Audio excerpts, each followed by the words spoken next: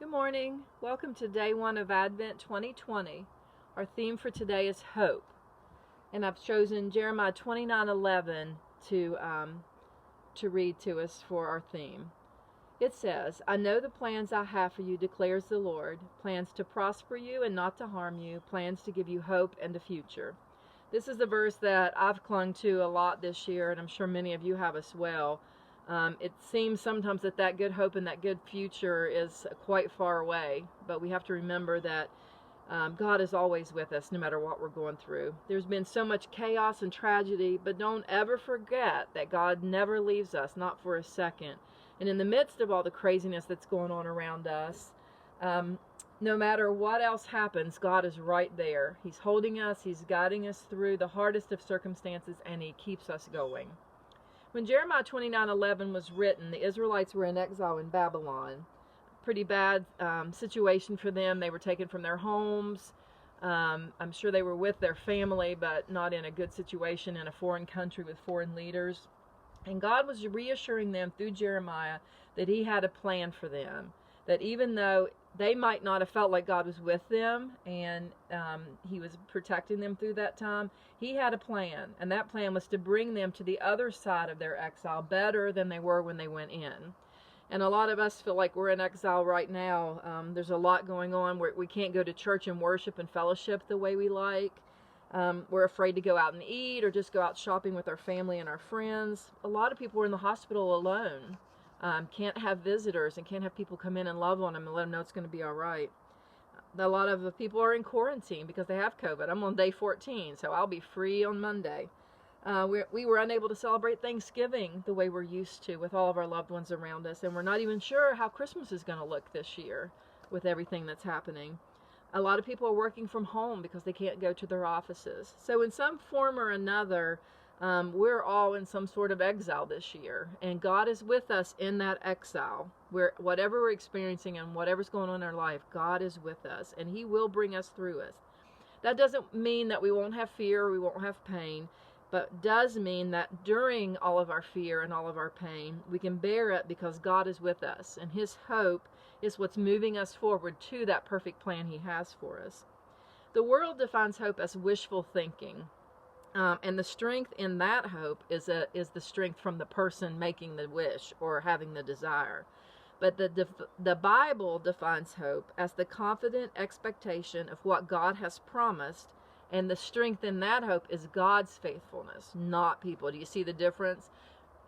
Earthly, worldly hope relies on the person who is making the wish or having the desire, while the biblical hope that we have in our hearts is the strength of that is God and God's faithfulness, and we rely on that strength. The future that God is talking about is both earthly, our future here on this earth, where He wants us to have an abundant life. It says that many times in the Bible. He wants us to have a great life here. But more importantly, it's talking about the hope of the future life that we will have in heaven and spending eternity there. If we trust God for that future, then we know we will have an eternity, which is kind of mind-blowing, but an eternity in heaven with Him and with all the people that we love. And it's a promised future. It's a promised hope. And we can achieve that. We can get that. We can claim that, but only if we believe, trust, and accept Jesus as our Savior. That's our way to that eternal hope. Romans 12:12 tells us to rejoice in hope, be patient in tribulation, and constant in prayer. So always remember, we need to always hope patiently and pray. Always pray. Biblical hope not only desires something good for the future, it doesn't just desire it, it expects it to happen and is confident that it will. So the hope that we have in God isn't just a wishful thinking that where you cross your fingers and you hope what you want comes. It means expecting great things from God. Expect that God's going to do great things in your life, and He's going to lead you to that plan He has developed for you. So as we enter this beautiful Christmas season 2020, I pray that our hope will be renewed in our hearts, and that we'll spread that hope to everyone we come in contact with, because we are in a fairly hopeless world right now with lots of people suffering. So this year, for this Christmas, for this season, let's spread the hope of God. Now I'm going to light that first candle, if you'll join me. and lighting the candle for hope.